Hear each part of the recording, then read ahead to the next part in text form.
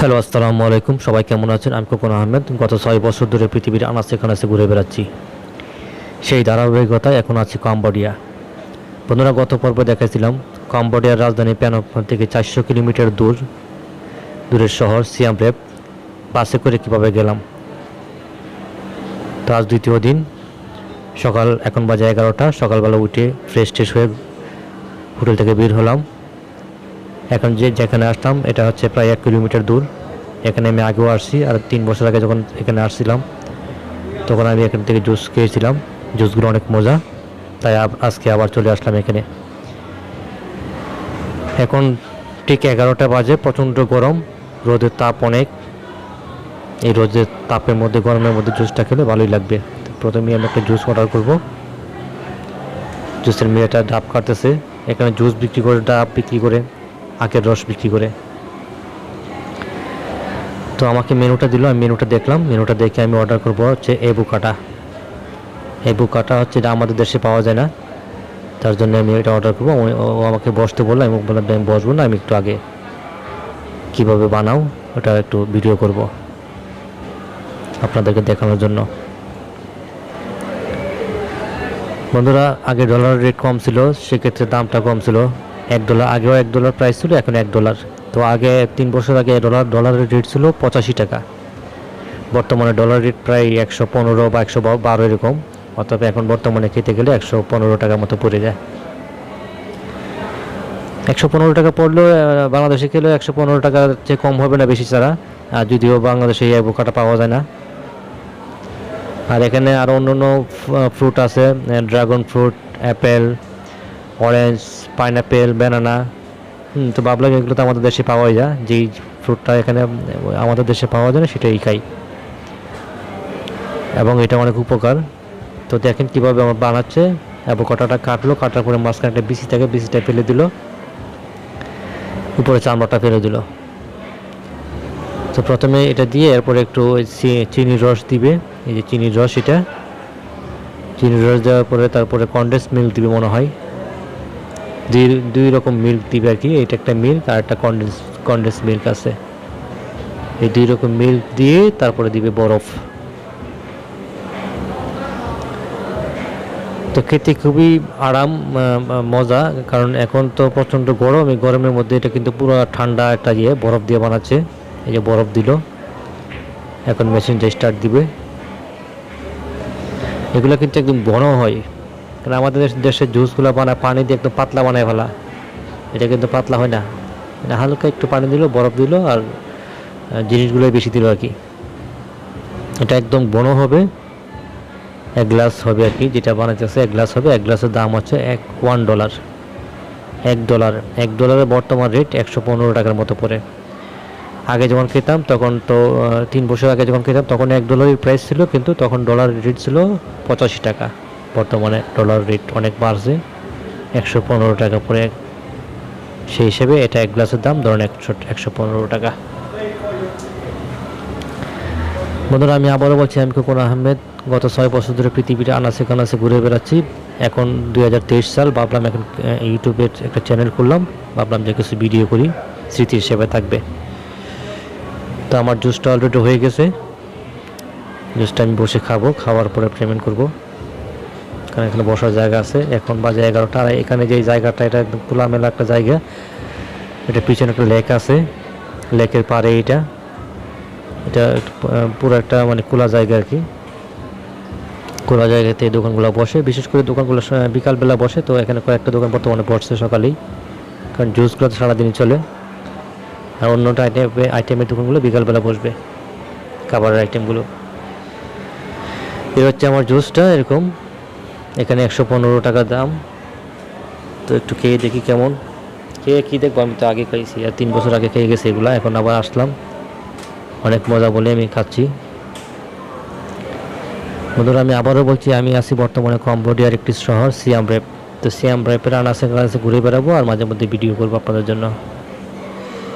এখন বাজে ১১টা। এখন আমি আজকে সারাদিন ঘুরবো আর আপনাদের জন্য ভিডিও বানাবো।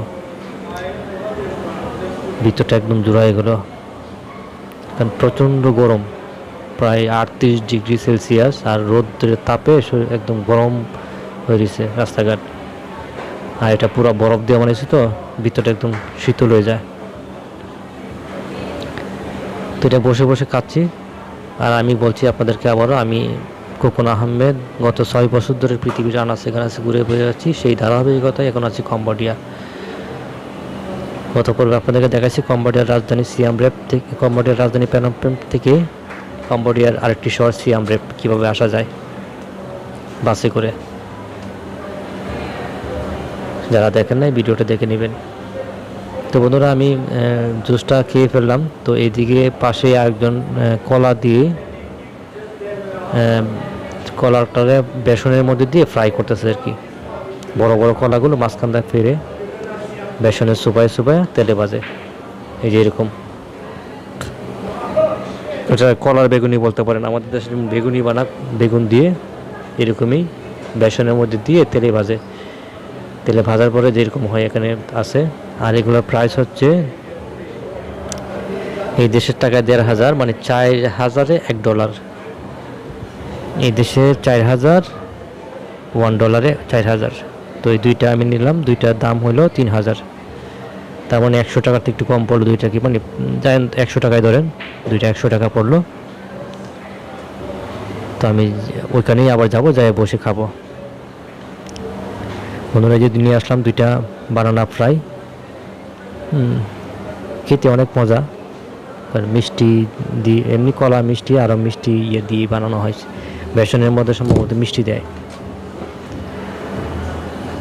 আর বন্ধুরা, আমার জুসটা কিন্তু তখন শেষ হয়ে গেছিলো। আমি আবার আর একটা জুস নিলাম, কারণ অনেক গরম, পেটে খিদে আছে, তাই ভাবলাম আর একটা জুস নেই। এটা এখানে বসে বসে খাবো। তো খাওয়া দাওয়ার পরে আবার কথা বলছি, ভিডিওটা দেখতে থাকো।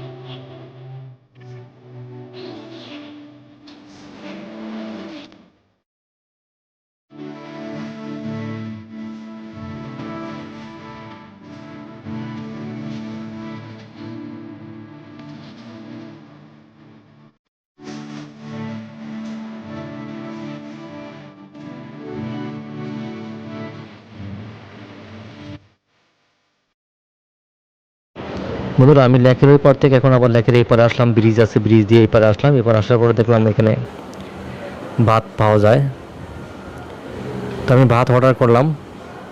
তো এখানে মনে হয় ওনারা ফ্যামিলি মানে স্বামী স্ত্রী দুইজনেই ব্যবসা করে।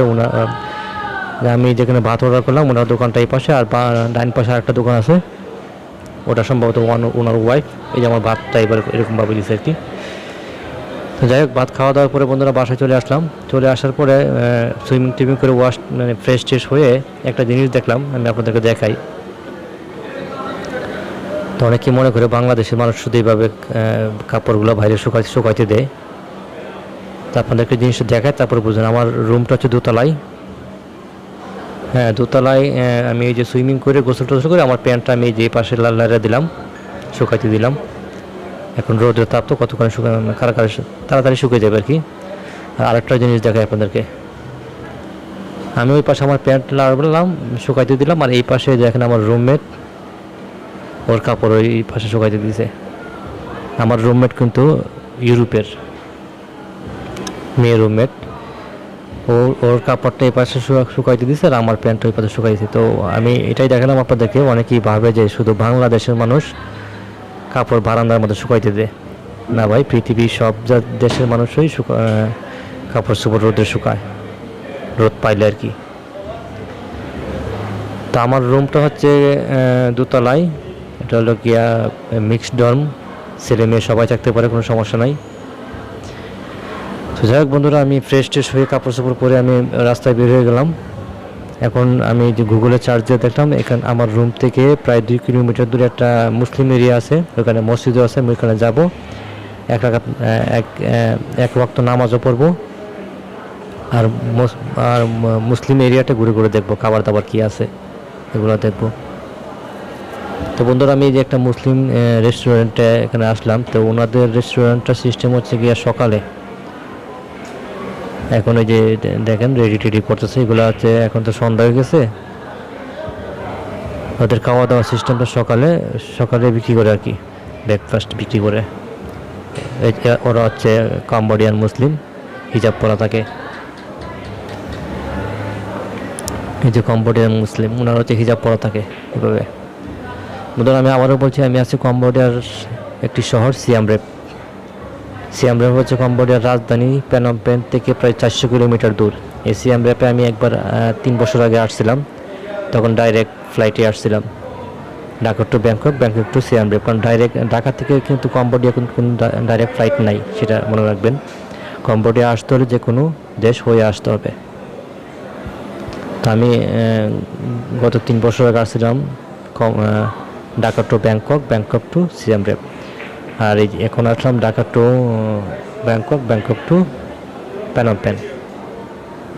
পেনম পেন থেকে আবার বাসে করে চলে আসলাম সিয়াম রিপ। তো বন্ধুরা, ওইখান থেকে একটু দেখে টেকে এখানে আসলাম, এই যে মসজিদের সামনে চলে আসলাম হাঁটতে হাঁটতে। এটা হলো মসজিদ। আমি আপনাদেরকে মসজিদটার ভিতরে যেয়ে দেখাবো। মসজিদের বাইরে দেখেন, এটা কিন্তু একদম গ্রামের মতো। আপনাদেরকে আমি একটা বলছি, কারণ এই দেশে জনসংখ্যা একটু কম, সেই জন্য যে ম্যাক্সিমাম জায়গায় গ্রামের মতো মনে হয়। যদি এটা রাজধানী না, এটা হলো গিয়ে আর একটা শহর। এটা পুরোটা গ্রামের মতো। আমি এই যে আপনাদেরকে দেখাবো, এখানে মসজিদটা ঘুরে ঘুরে দেখাবো, তারপরে মসজিদটা থেকে বের হয়ে আমি আশেপাশে ভিতর সাইডে আপনাদেরকে দেখাবো। এখন নামাজের ওয়াক্ত না, আমি নামাজের ওয়াক্ত আবার ফিরে আসবো। আমি এক ওয়াক্ত নামাজ পড়বো এই জায়গায়, সম্ভবত মাগরিব ওয়াক্ত নামাজ পড়বো। বন্ধুরা, আমি মসজিদের ভিতরে যাচ্ছি, মসজিদের ভিতরে যাই, মসজিদের ভিতরটা আমি দেখাবো কেমন। বন্ধুরা, আমি যে কোনো দেশে যাই, আমি কিন্তু মসজিদ খুঁজে বের করি। হ্যাঁ, হয়তো বা ভিডিও করি নাই, এখন থেকে ভিডিও করব। মসজিদ এখানে তো আসলে মসজিদ দেখতেছি ঠিকই, কিন্তু মুসল্লি খুব কম, যেহেতু মুসলমানের সংখ্যা কম। মুসল্লি তেমন দেখি না, খুবই কম দেখা যাচ্ছে। যাই হোক, নামাজের সময় হয়তো বা দেখা যাবে, আপনাদেরকে দেখাবো আর কি কতজন মুসল্লি হয়, আপনারা দেখতে পারবেন। এই হচ্ছে মসজিদের ডিজাইনটা, হচ্ছে মসজিদের গেট, বারান্দা দিয়ে একটু ঢুকবো, ঢুকে ভিতরে যেয়ে আপনাদেরকে দেখাবো। তো আপনারা ভিডিওটা দেখতে থাকুন। বন্ধুরা মসজিদটা খুবই সুন্দর, পরিষ্কার আছে, জনসংখ্যা অবশ্যই কম। আমি মসজিদের ভিতরে যাব, ভিতরে যেয়ে আপনাদেরকে দেখাবো, মসজিদটা ভালো করে ঘুরবো, ঘুরে দেখে এটাকে আমি এখান থেকে চলে যাব, পিছন সাইড দিয়ে আপনাদেরকে ঘুরে দেখাবো, দেখায় আবার চলে আসবো এখানে মাগরিব ওয়াক্ত হলে। বন্ধুরা আমি মসজিদের ভিতরে ঢুকে গেলাম। মসজিদের ভিতরটা দেখেন অনেক একদম পরিষ্কার আছে। আর হচ্ছে গিয়া মসজিদের 4টা দরজা, 3টা দরজা, একটা প্রথম দিয়ে ঢুকলাম, সামনে 2টা আর বাম 2 সাইডে 2টা, একটা বাম সাইডে একটা ডাইন সাইডে।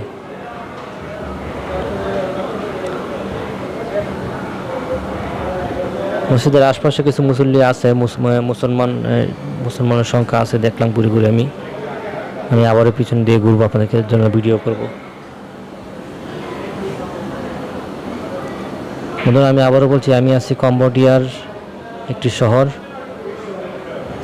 সিয়াম রেপ। সিয়াম রেপ হচ্ছে কম্বোডিয়ার রাজধানী ফেনম পেন থেকে 400 কিলোমিটার দূর।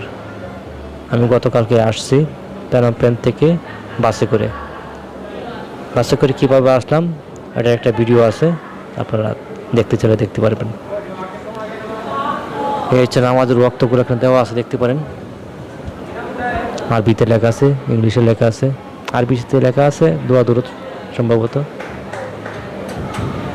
আর নামাজের ওয়াক্তগুলো লেখা আছে ইংলিশে। দেখেন 12:30, 20, 3:26, 6:37, 7:49, আবার সকাল হচ্ছে 4:42। নিচে তারিখ দেওয়া আছে 3/10/23। তো বন্ধুরা আমি আছি কম্বোডিয়ার একটি শহর সিয়াম রেপে একটি মুসলিম এরিয়াতে আসছি, সেখানে একটা মসজিদ আছে, মসজিদের ভিতরে আমি ঢুকলাম, মসজিদটা ঘুরে ঘুরে আপনাদেরকে দেখাচ্ছি।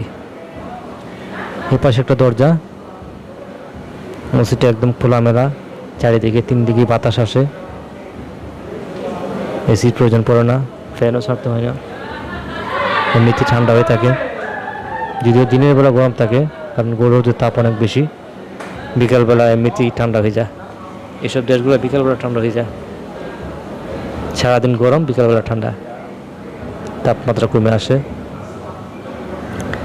উনি হচ্ছে মসজিদের হুজুর, বসে আছে এখানে, ওনার কাছে পারমিশন নিয়ে ঢুকলাম, জিজ্ঞেস করলাম ভিতরে ঢোকা যাবে কিনা, বলে ঢুকেন, সমস্যা নেই, ভিডিও করা যাবে কিনা আর কি, ঢোকা তো যাবে, ভিডিও করা যাবে কিনা। এখানে সামনে জায়গা আছে, বসার জায়গা আছে। এসব দেশে মানে প্রত্যেকটা মসজিদের সামনে বসার জায়গা রাখে, কারণ মসজিদটা তো শুধু নামাজ পড়ার জন্যই রাখে না, যাতে বসে একটু আরাম করতে পারে, সেইভাবে ওনারা ব্যবস্থা করে রাখে আর কি।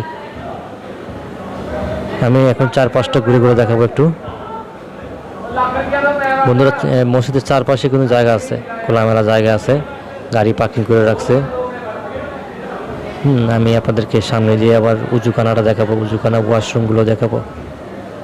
এই যে এখানে গাড়ি আছে একটা, যেহেতু শহরের মধ্যে এটা অবশ্যই গাড়ি থাকবে। বন্ধুরা আমি আবারও বলছি, আমি আছি কম্বোডিয়া একটি শহর সিয়াম রেপ। কম্বোডিয়ার রাজধানী ফেনম পেন থেকে 400 কিলোমিটার দূর। এই শহরটা অনেক সুন্দর, আপনারা আসতে পারেন। আমি যদিও এই শহরে আমি কোনো বাংলাদেশি লোক পাই নাই, এর আগের বার আমি ঘুরে গেছি, কিন্তু ফেনম পেন যে রাজধানী, কম্বোডিয়ার যে রাজধানী ফেনম পেন, ওইখানে বাংলাদেশ অ্যাভেলেবেল। আপনার রাস্তাঘাটে বের হলে বাংলাদেশি দেখতে পারবেন। বন্ধুরা হচ্ছে উজুখানাটা অনেক সুন্দর। যেহেতু জনসংখ্যা কম, সেহেতু আপনার কোনো মানে ওইরকম ভিড় থাকে না, ফাঁকাই থাকে। মানে নামাজের সময় হইলেও এই ওয়াশরুম আছে। এখন যাচ্ছি মসজিদের পিছন সাইডটাতে। দেখেন মসজিদের চারপাশে কিন্তু খোলামেলা জায়গা, মসজিদটা এমনভাবে করছে, 4-5টি খালি রাখছে। পিছন সাইডটাতে ওই যে বাচ্চারা খেলাধুলা করতেছে, কারণ মসজিদের পাশেই তো বাড়িঘর। বাচ্চারা খেলাধুলা করতেছে, একটা মুসল্লি দেখলাম ওই জায়গায় বসে বসে বিড়ি টানতেছে, টুপি পরা মুসলমান। বন্ধুরা আমি আবারও বলছি, আমি আছি কম্বোডিয়ার একটি শহর সিয়াম রেপ।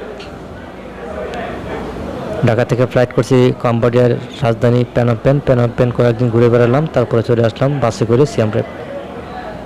প্যানোপেন থেকে 400 কিলোমিটার দূর। বন্ধুরা আমি আবারও বলছি, আমি খোকন আহমেদ গত 6 বছর ধরে পৃথিবীর আনাচে কানাচে ঘুরে বেড়াচ্ছি। সেই ধারাবাহিকতায় এখন আছি কম্বোডিয়া।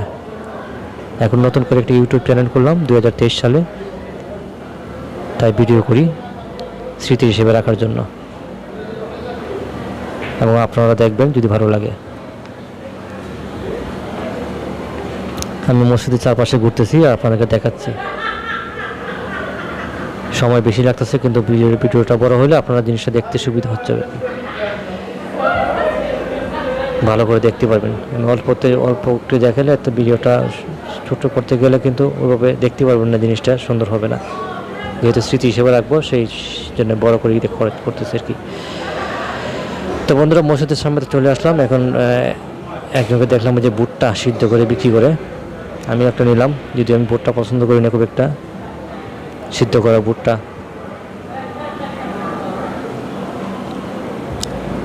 দাম বাংলা টাকা মনে হয় 50 টাকার মতো পড়লো, হিসাব করে দেখলাম। সিদ্ধ করে বিক্রি করতেছে, কোনো কিছু দেয় না, লবণ টবণ কোনো কিছু না, শুধু সিদ্ধ করাই। লবণ টবণ দিলে একটু হইতো, এরকম হইতো। তো বন্ধুরা দেখেন, আমি কিন্তু হাঁটতে হাঁটতে ভিতর সাইডে চলে আসলাম, আর এটা একদম গ্রামের মতো। তো এই গ্রামটা যদিও গ্রামের মতো, আমি আপনাদেরকে মানে শহর তারপরে গ্রামের মতো, যেহেতু গ্রাম হিসাবে আপনাদেরকে আমি দেখাবো গ্রামটা কীরকম, গ্রামের মানুষগুলো কেমন। যদি এটা মুসলিম এরিয়া, মুসলিম মানুষের পাশাপাশি অন্য ধর্মের মানুষও আছে অবশ্যই। আর এটা একটা গরুর খামার, এখানে অনেকগুলো গরু আছে। আমি আরও ভিতরে ঢুকবো, আপনাদেরকে দেখাবো ভিতরে বাড়িঘরগুলো কেমন, মানুষগুলো কেমন, কিভাবে বসবাস করে দেখার চেষ্টা করব, আপনাদেরকে দেখানোর চেষ্টা করব। দেখতে থাকুন ভিডিওটা।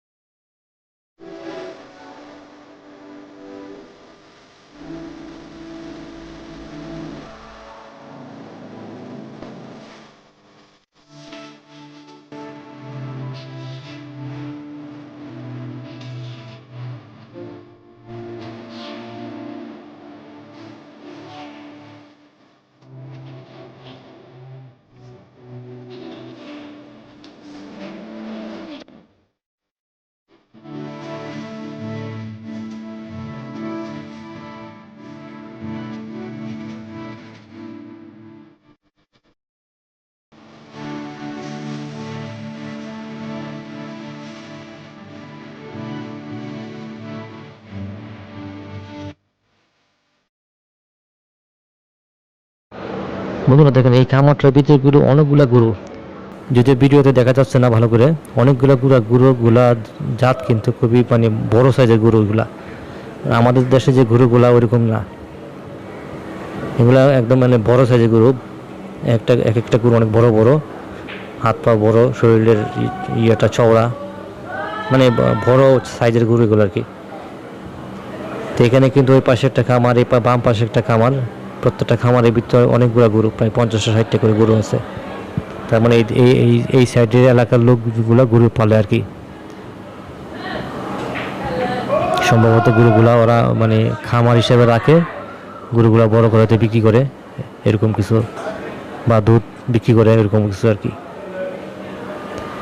এই দেখেন মুরগি আছে এখানে, এটা একদম গ্রামের মতো। আমি কিন্তু ভিতরে ঢুকতেছি, ভিতরে ঢুকে যাবো, বাইরে ঘরগুলো কেমন দেখবো, এখানে মানুষগুলো কীভাবে বসবাস করে আমি এগুলো দেখবো, আপনাদেরকে দেখাবো।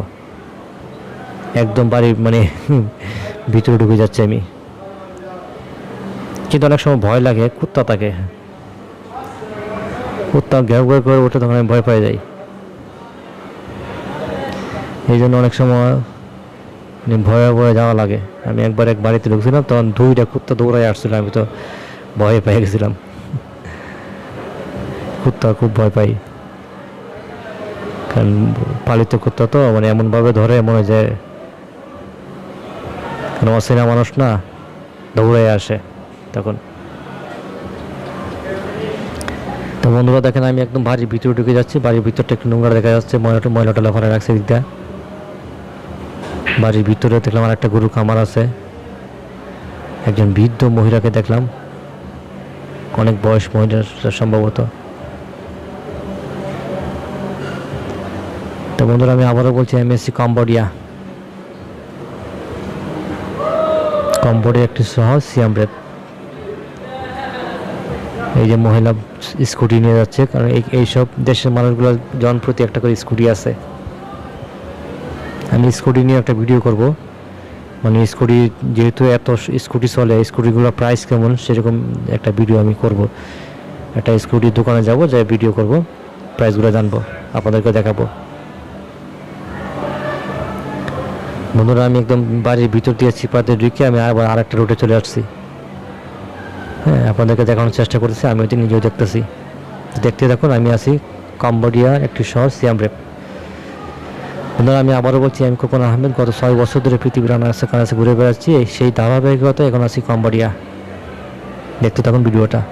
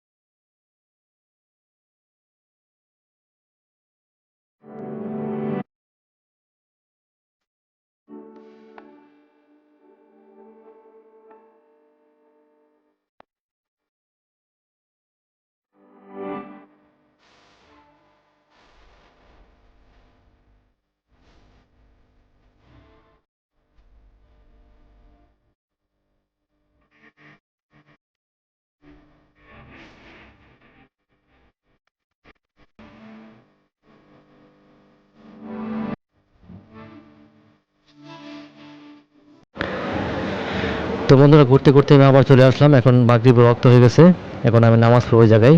আমি এখন উজু করতেছি, এই যে উজুখানা, এটা উজু টুজু করে সারলাম, এখন মসজিদে ঢুকবো, জামাতের সহিত নামাজ পড়বো ওই জায়গায়, মাগরিবের ওয়াক্ত নামাজ। তো আমি একবার ইন্দোনেশিয়াতে দেখছিলাম, ওদের নামাজের সিস্টেমটা আলাদা। এখানকার নামাজের সিস্টেমটা কেমন আমি দেখবো এবং আপনাদেরকে জানাবো। ইন্দোনেশিয়া দেখছিলাম নামাজ সিস্টেমটা অন্যরকম, ওনারা মানে যাই হোক, এখন আগে নামাজটা পড়ি, পরে বলা যাবে। বন্ধুরা, আমি মসজিদের ভিতরে ঢুকলাম, সব মুসল্লি এখনও আসে নাই, মুসল্লিগুলো আস্তে আস্তে আসবে। আমি যেহেতু টুপি নিয়ে নেই, আমি একটা টুপি দেখি এখানে আছে কিনা। মসজিদটা কিন্তু অনেক সুন্দর। আমার যতটুকু ধারণা মুসল্লি এতটা বেশি হবে না, কারণ এইসব দেশে তো মুসল্লি মানে মুসলমান খুব কম। আমি একজনের সাথে আলাপ করেছি, ওনাকে জিজ্ঞেস করেছি যে নামাজের ওয়াক্ত টাইম কয়টা। উনি যদিও ওইভাবে ভালো করে ইংলিশ বুঝে না, তাও উনি একটু বোঝার মানে বলার চেষ্টা করেছে। উনি আবার আমাকে বলতেছে টঙ্গির কথা, টঙ্গি যে ইস্তেমা হয় সেটা উনি জানে। আমাকে জিজ্ঞেস করলো বাড়ি কোথায়, আমি বললাম বাংলাদেশ। উনি বাংলাদেশ বলাতে উনি বলছে বাংলাদেশের টঙ্গি চিনি কিনা। আমি হ্যাঁ, টঙ্গি অবশ্যই চিনি। উনি এমনভাবে বলছে টঙ্গি, বলছে আমি ওইভাবে বোঝা যায় না। তারপরে লাস্টে আমি বুঝতে পারছি টঙ্গি কথা বলছে। টঙ্গির ইস্তেমা হয়, অনেক বড় ইস্তেমা হয় না, সেই হিসাবে ওনারা জানে আর কি, মুসলমান যেহেতু উনি জানে, এই জন্য উনি আমাকে বলতেছে টঙ্গির কথা। যাই হোক বন্ধুরা, আমি আছি এখন বর্তমানে কাম্বোডিয়ার একটি শহর সিয়াম রেপে একটা মসজিদে আসছি, মাগরিবের ওয়াক্তে নামাজ পড়ব। দূর দেশে নামাজ পড়তে পারতেছি, নিজেকে অনেক ধন্য মনে হচ্ছে নিজের কাছে। বাংলাদেশ ছেড়ে কত দূরে আসলাম, সেখানে মসজিদ পেয়ে গেলাম, এক ওয়াক্ত নামাজ এখানে পড়তে পারতেছি। এটা আমার জন্য অনেক বড় কিছু, কারণ এইসব দেশে আসলে ঠিক মতো নামাজ পড়া হয় না, কারণ নামাজ পড়ার কোনো সিস্টেম থাকে না, ওইভাবে নামাজ পড়া হয় না। তো বন্ধুরা, আপনারা দেখেন আমি মসজিদটা একটু ঘুরে ঘুরে আবারও দেখাচ্ছি। মুসল্লি এখনও আসে নাই খুব একটা, নামাজের ওয়াক্ত হয় না। কিন্তু এখানে একটা জিনিস আমি দেখলাম, যারা যারা আসতেছে তারা নামাজ পড়তেছে। কি নামাজ পড়ে আমি বুঝলাম না। আমরা তো দেখেন ওই যে নামাজ পড়তেছে, আমরা তো মাগরিবের ওয়াক্ত আসলে আমরা এসে বসে যাই। কারণ মাগরিবের ওয়াক্তে তো প্রথমে ফরজ নামাজ পড়া হয়, ফরজ নামাজ ইমামের সহিত পড়ি আমরা। ফরজ নামাজ পড়ে তারপর আমরা 2 রাকাত সুন্নত পড়ি নিজে নিজে। কিন্তু এখানে দেখলাম যারা যারা আসতেছে অনেকেই দেখলাম যে নামাজে দাঁড়া যাচ্ছে। এটা কিসের নামাজ আমার জানা নেই, সম্ভবত সুন্নতটাই পড়ে ফেলতেছে আগে, সুন্নতটা মানে আগে পড়ে ফেলতেছে, পরে জামাতের সহিত ফরজটা পরে হয়তো চলে যাবে সম্ভবত আর কি, আমার মনে হয়। এছাড়া কি নামাজ পড়বে এখন। বন্ধুরা, আমি একটা টুপি পেয়ে গেলাম, টুপিটা পড়লাম, মসজিদের টুপি। ওইরকম টুপি এতটা নাই, 2-1টাই পাইলাম এখানে, এত অ্যাভেলেবেল নাই ওই জায়গায়, কারণ মুসল্লি তো এতটা বেশি না, সেই জন্য ওইরকম অ্যাভেলেবেল টুপি নাই। 2-3টা টুপি দেখলাম, তার মধ্যে একটা টুপি পরলাম, মোটামুটি লাগছে। বন্ধুরা, আমি আবারও বলছি, আমি আছি কাম্বোডিয়ার একটি শহর সিয়াম রেপে একটা মসজিদের ভিতরে আছি। এখানে আমি মাগরিবের ওয়াক্তের নামাজ জামাতের সহিত পড়ব। তো দেখুন, এখানে কিন্তু অনেকেই যে দেখেন নামাজ পড়তেছে। আমরা মাগরিবের ওয়াক্ত হলে আমরা মসজিদে এসে বসে থাকি, তখন জামাতের সহিত আমরা নামাজ পড়ি, 3 রাকাত ফরজ, তারপরে আমরা 2 রাকাত সুন্নত পড়ি নিজে নিজে। কিন্তু এখনো দেখলাম যারাই ঢুকতেছে তারা নামাজ পড়তেছে, নামাজ পড়ে বসে আছে জামাতের সহিত 3 রাকাত ফরজ পড়ার জন্য। এখন যে লোকটা আসছে ওনার লগে আমার পরিচয় ছিল, উনি ওই যে একটা রেস্টুরেন্টে চাকরি করে, উনি হচ্ছে ওনার বাড়ি হচ্ছে ইয়েমেন থেকে কাম্বোডিয়া আসছে। উনি মুসলমান। ইয়েমেন তো মুসলিম কান্ট্রি, অবশ্যই মুসলমান অ্যাভেলেবেল। উনি ইয়েমেন থেকে কাম্বোডিয়া এসে উনি যে একটা রেস্টুরেন্টে চাকরি করে। আমি ওই রেস্টুরেন্টে ঢুকছিলাম, উনি বললো যে আমি নামাজ পড়তে যাবো। আমি ঠিক আছে আপনি যান, আমিও পড়বো। উনি আসছে ওনার মতো, আমি আমার মতো আসছি। তো বন্ধুরা, আমি আবারও বলছি, আমি আছি কাম্বোডিয়ার একটা শহর সিয়াম রেপ একটা মসজিদের ভিতরে আছি। মসজিদে নামাজ পড়বো, মাগরিবের ওয়াক্তে নামাজ পড়বো, নামাজ পড়ে আবার চলে যাব। তো বন্ধুরা, ভিডিওটা আর বড় করবো না, আমি এখান থেকে নামাজ পড়ে তারপরে চলে যাব। তো আমি আপনাদেরকে আবারও বলছি, আমি গতকালকে কম্বোডিয়ার রাজধানী ফনম পেন থেকে কম্বোডিয়ার আরেকটি শহর সিয়াম রিপ চলে আসছি বাসে করে। তো বাসে করে কীভাবে আসতে হয় সেটা একটা ভিডিও আছে, ভিডিওটা আপনারা দেখতে চাইলে দেখতে পারেন। আমি গত কয়েকদিন কম্বোডিয়ার রাজধানী ফনম পেন রাস্তাঘাট ঘুরে বেড়াচ্ছি এবং ভিডিও করেছি, ঘুরে বেড়াইছি এবং ভিডিও করেছি। আমার কথার মধ্যে অনেক সময় ভুল ত্রুটি হয়, আমার দৃষ্টি দেখবেন। বন্ধুরা যাই হোক, এখন মুসল্লিরা দাঁড়ায় গেছে, আমিও দাঁড়ায় যাবো, জামাতের সহিত নামাজ পড়বো। জামাতের সহিত নামাজ পড়ে আমি আবার 2 রাকাত সুন্নত নামাজ নিজে পড়বো। আমি জানি না ওনারা নামাজ পড়ে ফেলছে কিনা, সুন্নত নামাজ ওনারা পড়ে ফেলে ওনাদের মতো পড়ছে, কিন্তু আমরা আমাদের সিস্টেমে পড়বো। তাই আমি এখন নামাজে দাঁড়াবো, ভিডিওটা এখন বন্ধ করব, নামাজের শেষে আবার একটু ভিডিও করব, তারপরে চলে যাব হোটেলে। তো দেখুন কয়জন মুসল্লি হয়েছে এখানে, প্রথমে একটা লাইন, দ্বিতীয় লাইন, তৃতীয় লাইনের মতো। যাই হোক, এখন নামাজ শেষ। তো নামাজ শেষ হওয়ার পরে দেখলাম একটু মিলাদ টাইপের মানে পড়লো, দোয়া দরুদ পড়লো। তারপরে এখন বড় করে মোনাজাত ধরবে, আমি মোনাজাত ধরবো। ভিডিওটা তো আমি আবার স্টপ করবো আর কি, আপনাদেরকে একটু দেখাচ্ছি, দেখে আমি মোনাজাত ধরবো। তো ওনারা তো দেখলাম অনেকেই আগে নামাজ পড়ে ফেলছে, সম্ভবত সুন্নত নামাজ পড়ে ফেলছে, এখন জামাতের সহিত 3 রাকাত ফরজ পড়ছে। এখন জানেন না ওনারা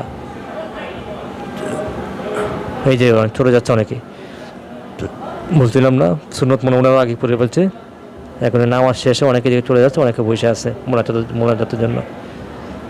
তা আমিও যাচ্ছি না, আমিও যেহেতু এখানে বিন্দেশে আসছি, এক ওয়াক্ত নামাজ পড়ছি, আমি নামাজ একদম শেষ করে মোনাজাত শেষ করে যাব। তো বন্ধুরা আমি আবারও বলছি, আমি আছি কম্বোডিয়া একটি শহর সিয়াম রিপ। এই সিয়াম রিপে আমি নামাজ পড়লাম মাগরিবের ওয়াক্তের। এখানে মুসল্লি প্রায় 40-50 জন হয়েছে, মোটামুটি ভালো মুসল্লি হয়েছে। 40-50 জন না, 30-35 জন হবে আর কি। অনেকে নামাজ পড়ে চলে গেছে, আর কয়েকদিন বসে আছে, ওনারা মোনাজাত শেষ করে তারপরে যাবে। তা আমি এখন মোনাজাত ধরবো।